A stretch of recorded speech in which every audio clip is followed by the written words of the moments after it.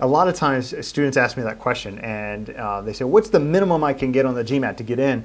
And I always joke that really you should be thinking about what's the highest score I can get. And I joke, but I understand the reason for the score, for the question.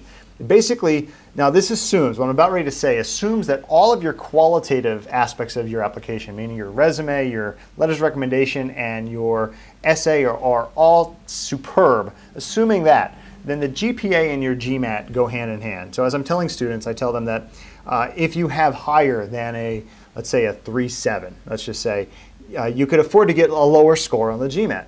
If you have a 3.0 or lower, then you'll have to get a higher score on the GMAT. And for instance, if someone comes in and has a 3.9 GPA, has great qualitative aspects of their application, and they get a 400 on the GMAT, that person has a good likelihood of gaining acceptance. So 400 is actually the lowest score we will allow in the program. Now, by saying that, that does not mean that all students who get a 400 are in the program. That's not what I mean at all. It basically means that if you have a high undergraduate GPA, cumulative GPA, then you can get as low as a 400.